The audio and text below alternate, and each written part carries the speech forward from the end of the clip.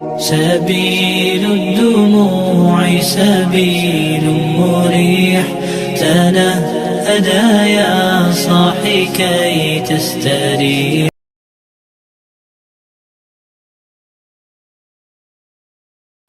حضور اکرم صلی اللہ علیہ وآلہ وسلم شب معراج میں بیت المقدس کی طرف جاتے ہوئے مصر کے قریب ایک مقام سے گزرے تو انہیں نہایت ہی اعلیٰ اور زبردست خوشبو آنے لگی۔ آپ صلی اللہ علیہ وآلہ وسلم نے حضرت جبرائیل علیہ السلام سے پوچھا کہ یہ خوشبو کیسی ہے؟ جواب ملا کہ فرعون کی بیٹی کی باندی مشاطہ اور اس کی اولاد کی قبر سے آ رہی ہے۔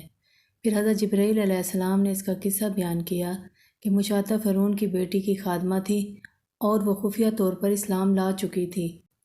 ایک دن فرعون کی بیٹی کو کنگھی کرتے ہوئے اس کے ہاتھ سے اتفاقاً کنگھی گر پڑی۔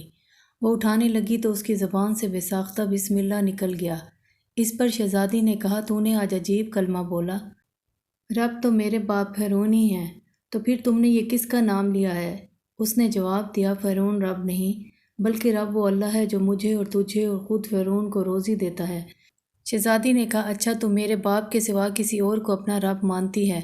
اس نے جواب دیا، ہاں ہاں، میرا، تیرا اور تیرے باپ سب کا رب اللہ تعالیٰ ہی ہے۔ شہزادی نے اپنے باپ سے کہلوایا، وہ سخت غضبناک ہوا اور اسی وقت اسے برسر دربار بلوا بھیجا اور کہا، کیا تو میرے سوا کسی اور کو اپنا رب مانتی ہے؟ اس نے کہا کہ میرا اور تیرا رب اللہ تعالیٰ ہی ہے جو بلندی اور بزرگی والا ہے۔ فرعون نے اسی وقت حکم دیا کہ تانبے کی جو گائے بنی ہوئی ہے اس کو خوب تپایا جائے اور جب بالکل آگ جیسی ہو جائے تو اس کے بچوں کو ایک ایک کر کے اس میں ڈال دیا جائے، آخر میں خود اسے بھی اسی میں ڈال دیا جائے۔ چنانچہ وہ گرم کی گئی۔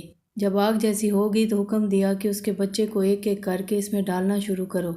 اس نے کہا، بادشاہ ایک درخواست میری منظور کرو، وہ یہ کہ میری اور میرے ان بچوں کی ہڈیاں ایک ہی جگہ ڈال دینا۔ اس نے کہا، اچھا تیرے کچھ حقوق ہمارے ذمہ ہیں اس لیے یہ منظور ہے۔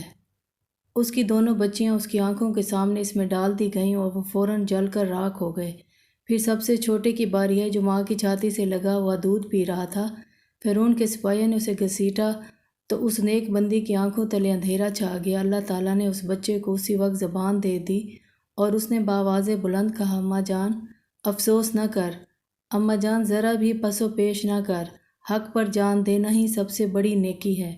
چنانچہ انہیں صبر آ گیا۔ اس بچے کو بھی آگ میں ڈال دیا گیا اور آخر میں ان کی ماں کو بھی اسی آگ میں جلا کر مار دیا۔